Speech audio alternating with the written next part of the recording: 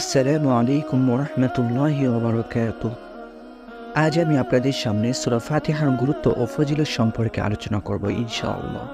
আল কোরআন আল্লাহ তাআলার বাণী, যা জিবরাইল আলাইহিস সালাতু ওয়াস সালামের মারফতে সুদীর্ঘ 23 বছরে আল্লাহ তাআলার পক্ষ থেকে আমাদের প্রিয় নবী মুহাম্মদুর রাসূলুল্লাহ সাল্লাল্লাহু আলাইহি ওয়াসাল্লামের প্রতি অবতীর্ণ হয়।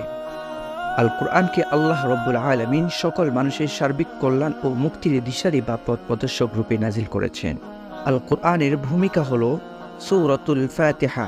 এটিকে আবার আল কোরআনের সারসংক্ষেপও বলা হয়। তাই সূরা ফাতিহার পবিত্র কোরআনের একটি গুরুত্বপূর্ণ সূরা আলোচ্য নিবন্ধে এই সূরার ফজিলত ও বৈশিষ্ট্য সম্পর্কে আলোচনা করা হলো। সূরা ফাতিহার বৈশিষ্ট্য। সূরা আল ফাতিহা কোরআনের একটি বিশেষ গুরুত্বপূর্ণ সূরা।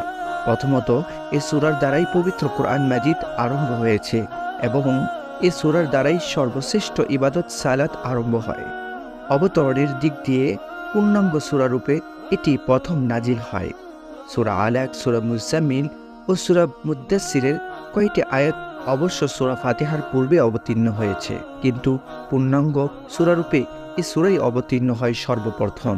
হযরত আবু সাঈদ খুদরি রাদিয়াল্লাহু তাআলা আনহু বলেন, একদা এক সফরে আমাদের সাথে এক সাথী জৈনিক গোত্রপতিকে শুধুমাত্র সূরা ফাতিহা পড়ে ফুঁক দিয়ে সাপের বিষ ঝরেন ও তিনি সুস্থ হন। সুবহানাল্লাহ। এজন্য এই সূরাকে শেফা বলা হয়, অর্থাৎ এই সূরাকে রাসূল আকরাম সাল্লাল্লাহু আলাইহি ওয়াসাল্লাম রুকাইয়া বলেছেন। এই কথাই প্রতীয়মান হয় যে এই সূরার মাধ্যমে একজন অসুস্থ ব্যক্তি শেফা পেতে পারেন। আসুন সূরা ফাতিহা শ্রবণ করি এবং তার অর্থ জেনে নিই। আউযু বিল্লাহি মিনাশ শাইতানির রাজীম। বিসমিল্লাহির রাহমানির রহিম। আলহামদুলিল্লাহি রাব্বিল আলামিন।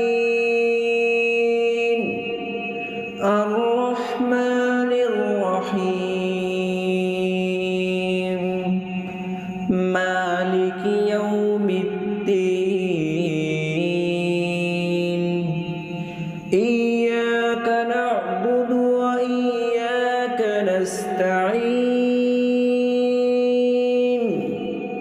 ইহদিনাস সিরাতাল মুস্তাকিম। صراط الذين أنعمت عليهم غير المغضوب عليهم